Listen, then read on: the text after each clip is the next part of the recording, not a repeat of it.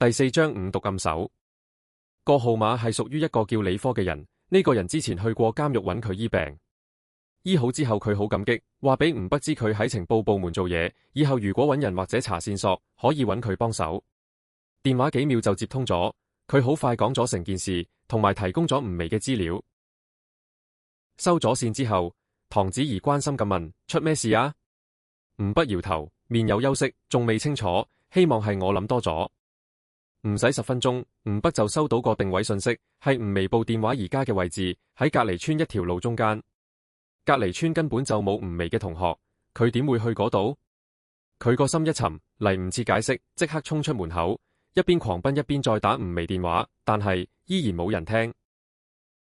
而家呢個時候，隔離村一棟舊屋裏面，吳薇平躺喺張床度，已經暈咗。兩個後生仔用貪婪嘅眼神望住佢。其中一個光頭後生34、5歲，黑黑實實，成身肥肉，手臂紋咗個惡死嘅龍頭。佢吞啖口水，陰陰笑話：呢個靚妹真係索，身材又夠正。另一個着住黑白格仔衫嘅高瘦後生話：大佬，聽宋少講，呢個靚妹個阿哥就快出獄。光頭摸咗摸個頭皮，笑住話：條友係俾宋少整入監獄嘅，宋少驚佢報仇，想再整佢入去。格仔衫後生問：點整法？光頭話：宋少話用呢個靚妹要挾佢，逼佢做犯法嘢。嘻嘻，宋少屋企有錢，玩死呢啲窮鬼嘅方法多的是。格仔衫後生笑住話：大佬，咁我哋不如先試下呢個靚妹。光頭嘻嘻笑，慢慢行到吳薇面前，伸手去解佢衫紐。另一邊，因為兩個村隔得唔遠，吳北好快就到咗。佢一邊睇住電話定位，一邊快跑。入咗條路100幾米。佢突然停低，電話顯示吳薇就喺左邊。佢發現左邊係個舊式門樓，有2扇甩咗漆嘅木門。乒乒乒乒，佢即刻用力拍門，同時大喝：開門！叫咗2聲冇人應，佢一腳踢開道門。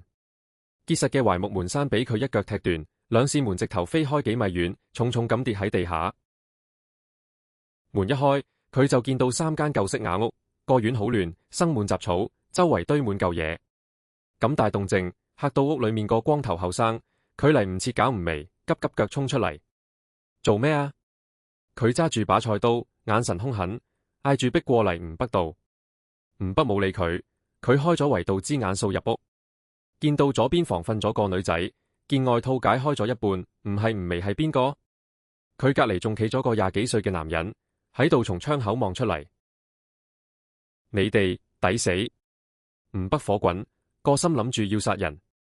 1年幾以來，佢一直救人，但今日佢想殺人。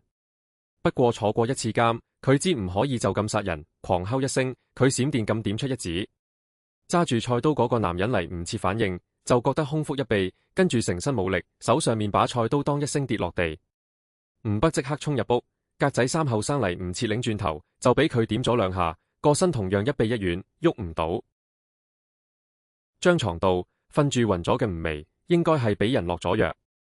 見到佢衫褲仲着得好地晒，好彩未俾人恰，佢長長鬆咗口氣。佢連忙喺吳薇眉心輕輕一點，一絲真氣傳入去。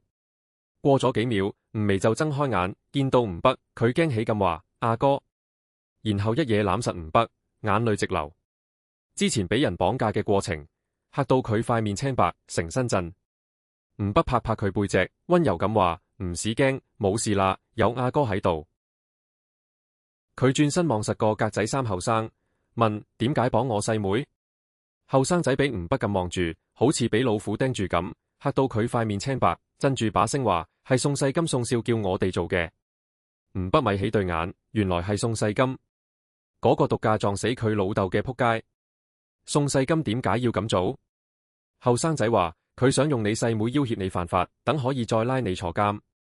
吳北冷笑一聲，扶起吳薇就行出去。兩兄妹走咗之後，光頭佢哋都鬆咗口氣。佢行入屋，發落話：好彩條友走得快，如果唔係我大虎斬死佢。後生仔抹咗把汗，話：大虎哥，今日真係險過剃頭啊！好彩條友膽細，冇搞我哋。大虎冷哼一聲，佢夠膽。不過條女又白又索，冇試到真係可惜。佢講講下，突然覺得褲有啲熱，低頭一睇，原來唔覺意屙咗尿。點解會咁？後生仔都一樣，地下一灘帶血嘅黃水，兩個都露出驚恐嘅表情。點解會屙尿？仲要係血尿？佢哋點會知？吳不嬲到陣之下，用咗武技入面嘅五毒暗手，嗰幾指完全點壞咗佢哋個腎、脾、肝、肺、心，即係五臟。未來1個月，佢哋會分別出現腎衰竭、脾爆、肺積水、心衰竭、肝硬化等等病症。如果醫得及時，佢哋會喺極度痛苦之中頂到1-2個月之後先至死。佢哋最後嘅人生會用最痛苦嘅方式結束。